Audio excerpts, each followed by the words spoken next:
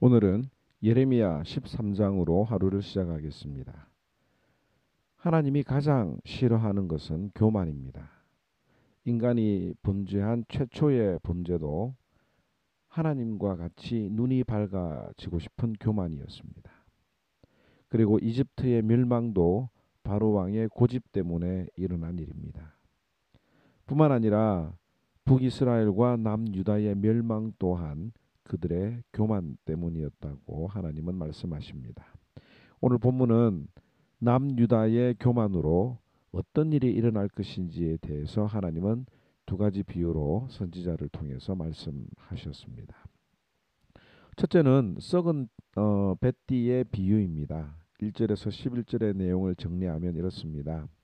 하나님께서 예레미야에게 배로 만든 허리띠를 사서 메고 다니라고 했습니다. 사람들은 예레미야의 변화에 눈치를 챘을는지 모릅니다. 그런데 하나님께서는 예레미야에게 이 허리띠를 유브라데 강에 있는 바위 틈에 감추라고 하셨습니다.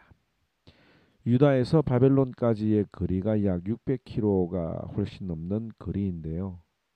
예레미야가 다시 돌아올 때까지는 몇 개월의 시간이 걸렸을 것이고 유다 백성들은 예레미야가 어디로 갔는지 아마 궁금해 했을 것입니다.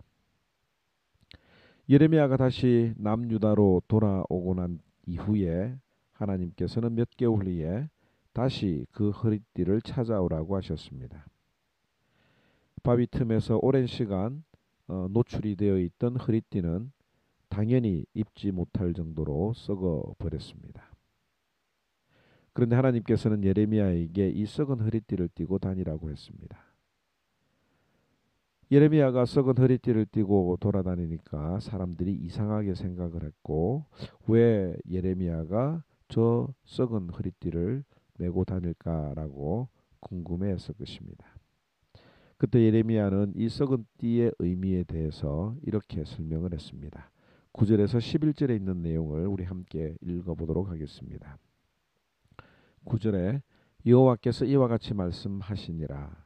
내가 유다의 교만과 예루살렘의 큰 교만을 이같이 썩게 하리라. 이 악한 백성이 내 말 듣기를 거절하고 그 마음에 완악한 대로 행하여 다른 신들을 따라 그를 섬기며 그에게 절하니 그들이 이 띠가 쓸 수 없음 같이 되리라. 여호와의 말씀이니라.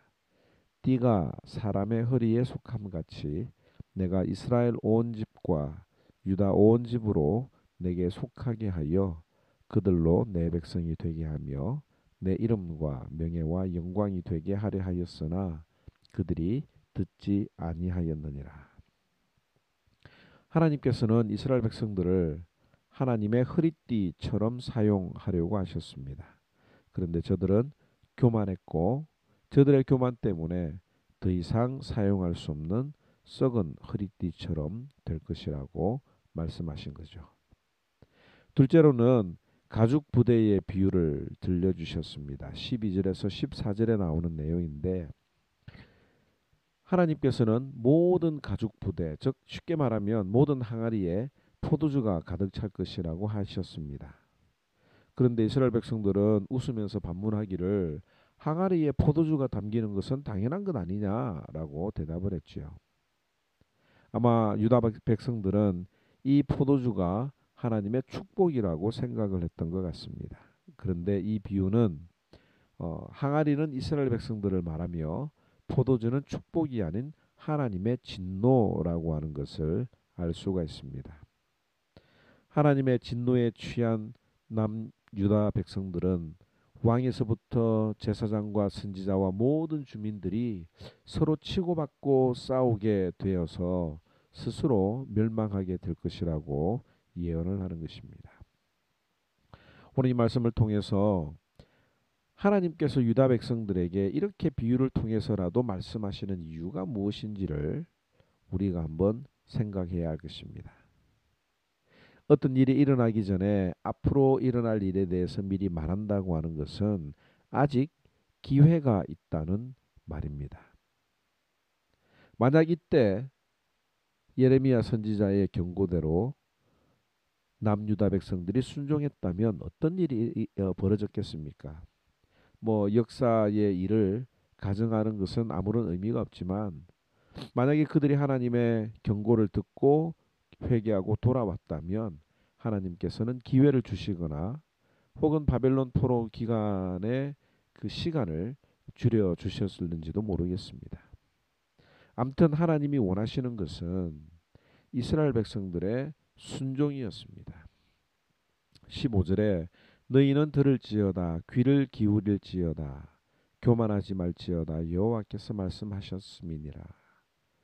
또 17절에 너희가 이를 듣지 아니하며 나의 심령이 너희 교만으로 말미암아 은밀한 곳에서 울 것이며 여호와의 양떼가 사로잡힘으로 말미암아 눈물을 흘려 통곡하리라.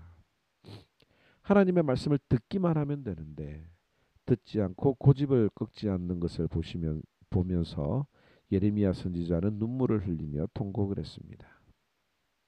오늘 이 예레미야 선지자의 눈물을 한번 생각해 보면 좋겠습니다. 이 예레미야 선지자가 흘렸던 그 눈물은 곧 하나님의 마음을 대변하는 하나님의 눈물이 아닐까라고 생각을 해보게 됩니다. 충분히 매를 피할 수 있는데도 불구하고 고집스럽게 그 매를 버는 자녀들을 볼 때에 부모의 마음은 얼마나 찢어지고 아픕니까? 하나님께서는 예레미야를 통해서 유다의 왕과 왕후부터 하나님 앞에 겸손해질 것을 요구했습니다.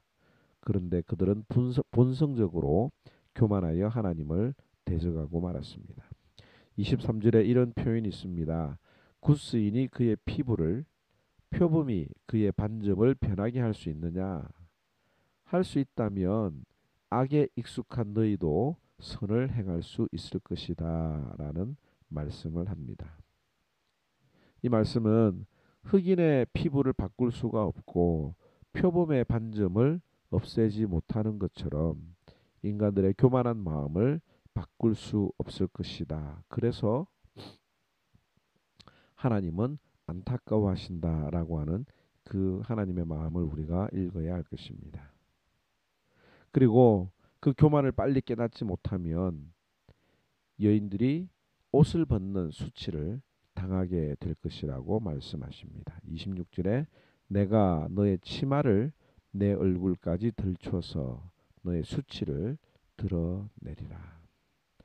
하나님은 교만을 싫어하십니다. 그러므로 우리는 매일마다 나의 교만을 죽여야 할 것입니다.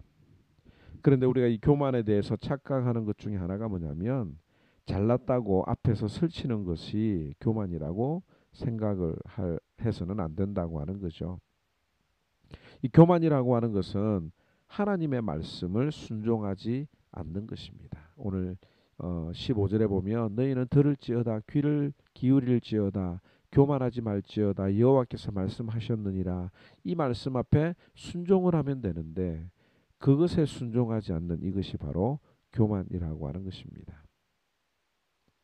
아무리 차분하고 겸손하게 말을 하고 또 정말 젠틀하게 표현을 한다고 하지만 하나님의 말씀을 순종하지 않는 것이 바로 교만이라고 하는 거죠.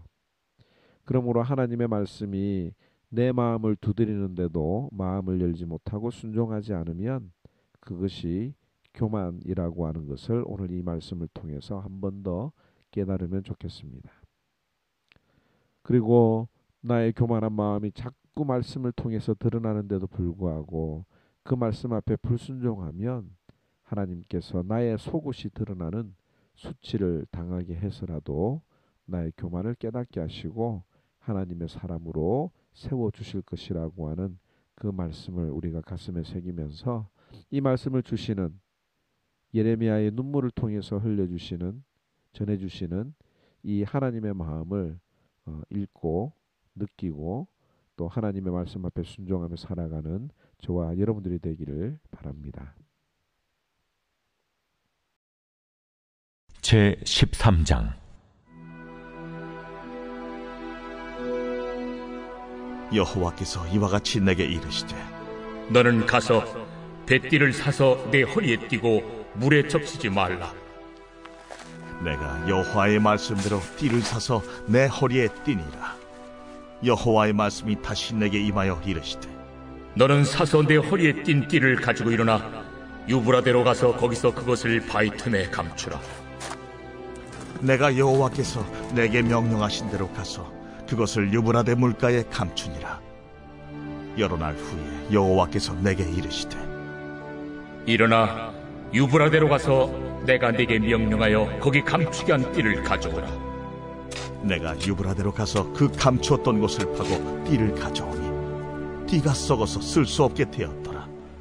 여호와의 말씀이 내게 임하니라. 이르시되, 여호와께서 이와 같이 말씀하시니라.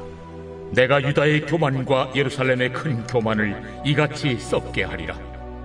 이 악한 백성이 내 말 듣기를 거절하고 그 마음에 완악한 대로 행하며 다른 신들을 따라 그를 섬기며 그에게 절하니 그들이 이 띠가 쓸 수 없음같이 되리라.